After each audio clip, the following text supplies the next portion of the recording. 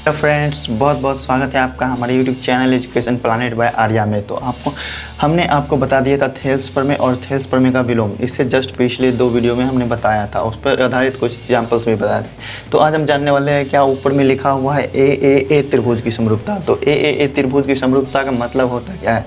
तो ए समरूपता का मतलब समझने के लिए आपको पहले डिफिनेशन इसका पढ़ लेते हैं, इसका स्टेटमेंट पढ़ लेते हैं। स्टेटमेंट पढ़ने के बाद आपको खुद ब खुद समझ में आ जाएगा कि ए यहाँ ए का मतलब हुआ एंगल एंगल एंगल। देखिए इसके स्टेटमेंट में कहता है कि यदि 2 त्रिभुजों के संगत कोण आपस में बराबर हो तो उनकी संगत भुजाएं समानुपाती होंगे। और क्या होंगे? त्रिभुज समरूप होंगे आपस में। संगत भुजाएं समानुपाती होंगी किसी भी त्रिभुज की, तो वो तो समरूप होंगे, या संगत कोण बराबर होंगे तो वो तो समरूप होंगे। आपको हमने बता दिया था शुरू के थ्योरी में ही। तो आज इसको करेंगे बहुत ही प्यारे तरीके से प्रूव, बहुत ही अच्छे तरीके से समझेंगे। तो चलिए वीडियो करते हैं स्टार्ट।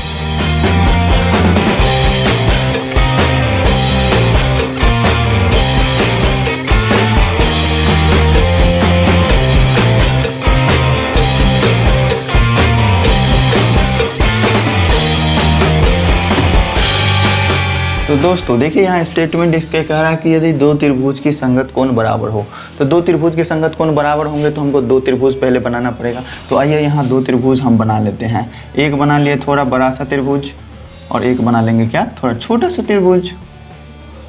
दोनों का नाम रख लेते हैं। इसका नाम जैसे रख लीजिए ABC और इसका नाम रख लीजिए आप DEF। 2 त्रिभुज ले लिए और मान लेते हैं कि इसका हमारा जो संगत कोण है, संगत कोण मतलब यहाँ कोण A तो यहाँ D, ये दोनों आपस में संगत कोण है। यहाँ B और यहाँ E दोनों आपस में संगत हैं। C और F दोनों आपस में संगत हैं। तो संगत कोण बराबर है, दिया हुआ है हमको। तो चलिए गिवन लिख लेते हैं। इसका गिवन क्या है, 4 चरणों में हम प्रूव करते हैं इसको। तो गिवन में हमारा क्या है कि ABC और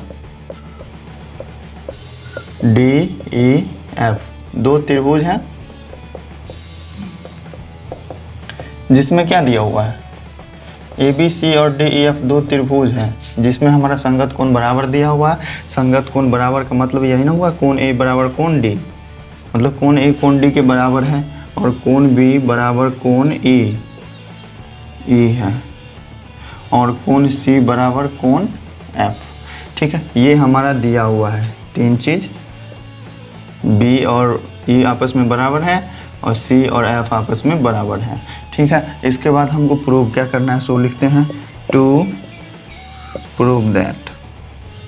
क्या प्रूव करना है हमको कि यदि 2 त्रिभुज के संगत कोण बराबर हो तो उनकी संगत भुजाएं समानुपाती होती है। और हमको प्रूव करना है कि त्रिभुज समरूप होते हैं। तो हमको क्या सिद्ध करना है, त्रिभुज ABC और त्रिभुज DEF आपस में समरूप हैं। तो त्रिभुज ABC समरूप त्रिभुज DEF, ठीक, वो यही प्रूव करना है।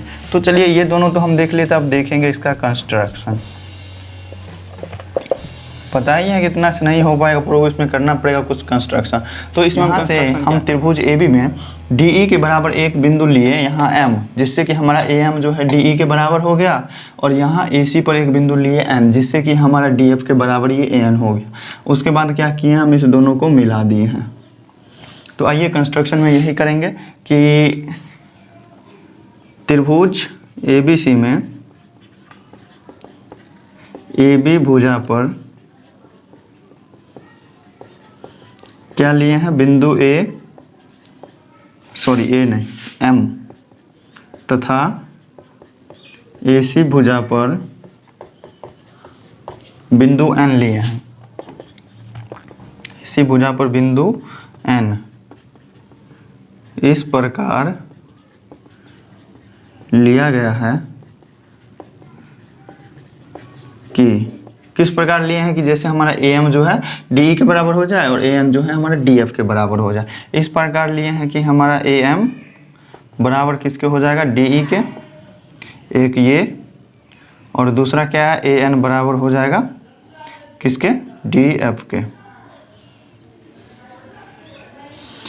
कंस्ट्रक्शन हमने कर लिया पूरा, गिवन हमने लिख दिया। टू प्रूव दैट, क्या साबित करना है, सो लिख लिए हमने, और कंस्ट्रक्शन भी हमने लिख लिया। तो अब हमारा लास्ट चरण बच रहा है क्या, प्रूफ। इसका प्रमाण देखना है, इसका सबूत देखना है कि आखिर अब ये प्रूव कैसे होगा कि त्रिभुज आपस में समरूप है। तो इसका प्रूफ भी देखेंगे, थोड़ा लंबा हो जाता है तो इसको फिर से करते हैं क्लीन, ये नोट कीजिए आप, इसके बाद देखेंगे इसका प्रूफ। तो दोस्तों आ गए हैं हम प्रूफ पे, प्रूफ इसका देखते हैं इसका प्रूफ क्या है। तो चलिए पहले चलेंगे इस छोटे वाले त्रिभुज में AMN में और त्रिभुज DEF में, ठीक है। त्रिभुज AMN और त्रिभुज DEF में क्या है, इसमें हमारा गिवन क्या क्या था कि हमारा बड़ा वाला त्रिभुज में दिया हुआ था कोण ABC, कोण A और कोण B और कोण C, तीनों का संगत कोण आपस में बराबर है।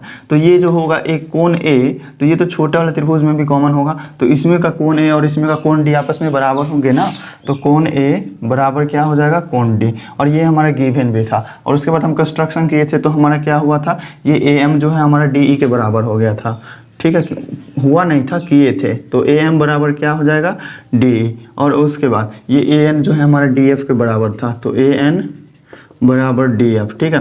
तो इसमें हम क्या देख रहे हैं कि हमारा जो है दो भुजा बराबर हो गया, इस त्रिभुज के दो संगत भुजा आपस में बराबर हो गए और एक कोण बराबर हो गए। तो आपने 9th में एक थ्योरम पढ़ा होगा, SAS त्रिभुज की सर्वांग क्षमता, ठीक है। तो इसीलिए SAS त्रिभुज की सर्वांग क्षमता से क्या लिख सकते हैं हम, त्रिभुज AMN सर्वांग सम का चिन्ह ऐसे दिया जाता है, और त्रिभुज DEF के सर्वांग सम, सर्वांग सम मतलब जिसके सभी अंग आपस में बराबर हो, कोण भी आपस में बराबर हो और उसके संगत भुजा भी आपस में बराबर हो। तो यहाँ देखिए हमारा जो है ऐसे त्रिभुज की सर्वांग क्षमता में आपने पढ़ा होगा कि किसी यदि दो त्रिभुज में दो भुजा आपस में बराबर हो और उनके एक कोण संगत कोण आपस में बराबर हो, तो क्या होगा, ऐसे त्रिभुज की सर्वांग क्षमता से वो सर्वांग सम होंगे, समरूप नहीं सर्वांग सम होंगे। सर्वांग सम तो हमेशा समरूप होते हैं तो पता ही, लेकिन ये सर्वांग सम होंगे, इसके सभी भुजा भी आपस में बराबर होंगे, सभी कोण भी आपस में बराबर होंगे। तो चलिए ये जब ये आपस में, इसका मतलब त्रिभुज AMN और त्रिभुज DEF आपस में सर्वांग सम है, तो इसके सभी कोण आपस में बराबर होंगे। कोण A और कोण D तो आपस में बराबर था, हमने लिख लिया। तो जब अगर सर्वांग सम है तो हमारा ये कोण M और कोण E भी आपस में बराबर होंगे, तो इसीलिए हम लिख सकते हैं कि कोण M बराबर क्या, कोण E। लेकिन आप याद कीजिए कि आपका गिवन में क्या था, लेकिन दिया हुआ क्या था गिवन में, लेकिन दिया हुआ है, गिवन में हमारा दिया हुआ था कि कोण B जो है सो कोण E के बराबर है, ठीक है। तो दिया हुआ है कोण B बराबर कोण E, इसको आप 1 मान लें और इसको आप 2 मान लें। तो इक्वेशन 1 और 2 में आप दोनों में क्या देख रहे हैं कि हमारा जो है कोण M भी कोण E के बराबर है और कोण B भी कोण E के बराबर है। तो इससे आप सोच सकते हैं कि हमारा कोण M जो होगा कोण B के बराबर होगा, सोच सकते हैं या नहीं सोच सकते हैं। तो सीधे आप देख लीजिए दोनों इक्वेशन में हमारा राइट हैंड साइड बराबर है तो हमारा लेफ्ट हैंड साइड बराबर होगा। तो इसीलिए हम लिख सकते हैं कि कोण M बराबर कोण B, कोण M बराबर कोण B लिख सकते हैं। यहाँ से LHS दोनों का बराबर हो जाएगा। तो यहाँ देखिए कोण M और कोण B, आपने एक चीज़ पढ़ा है कि यदि दो समांतर रेखाओं को एक तिर्यक रेखा काटती है तो उनके संगत कोण आपस में बराबर होते हैं। तो यहाँ हमारा संगत कोण कौन सा है, यहाँ कोण M और कोण B संगत कोण होंगे। तो जब ये दोनों रेखाएं आपस में समांतर होगी तभी तो हमारा संगत कोण बराबर होगा। और यदि एक इसका उल्टा भी आप सोच सकते हैं, यदि हमारा संगत कोण बराबर है तो ये दोनों रेखाएं क्या होगी, समांतर होगी। तो यहाँ क्या हो गया, कोण M बराबर कोण B हमारा निकला है। तो यहाँ कोण M बराबर कोण B दिया हुआ है, तो हमारा ये दोनों रेखा क्या हो जाएगा, आपस में समांतर हो जाएगा। इसीलिए क्या होंगे, संगत कोण हो गए। संगत कोण, असंगत कोण कब होते हैं, जब वो दोनों रेखाएं आपस में, मतलब संगत कोण बराबर कब होते हैं, संगत कोण बराबर तभी होंगे जब दो रेखाएं जो होगी आपस में समांतर होगी। तो इसीलिए हम यहाँ फिर से लिख सकते हैं कि MN जो है समांतर है किसके, BC के।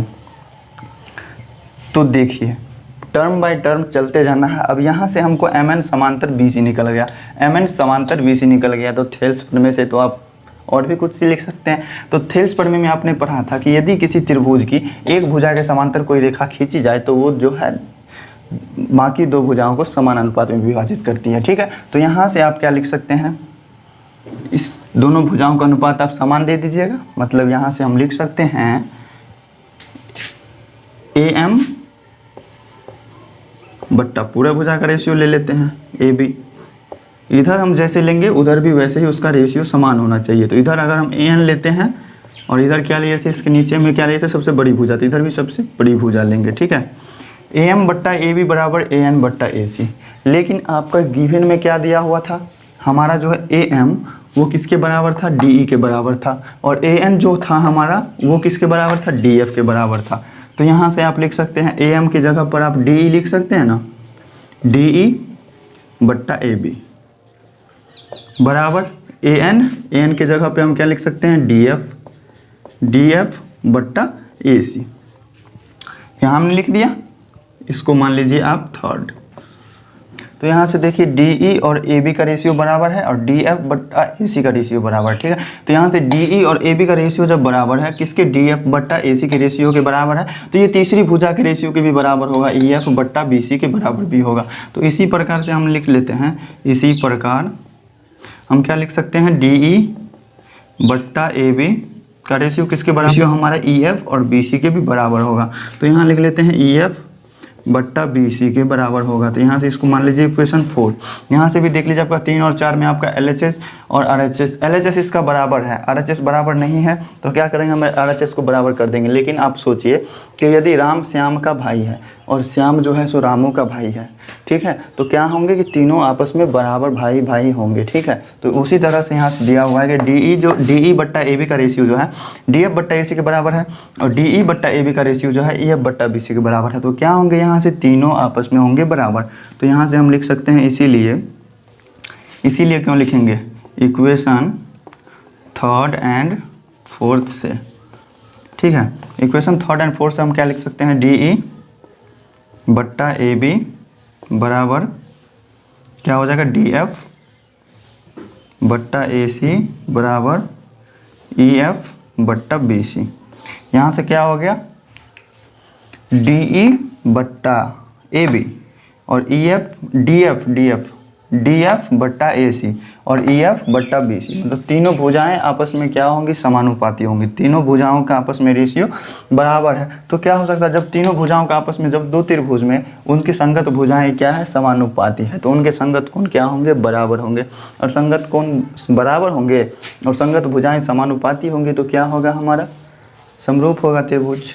इसीलिए हम लिख सकते हैं त्रिभुज ABC समरूप त्रिभुज DEF हो गया प्रूफ। तो फ्रेंड्स, उम्मीद करता हूँ कि आपने आज बहुत ही अच्छे से समझा होगा इस AAA त्रिभुज की समरूपता को।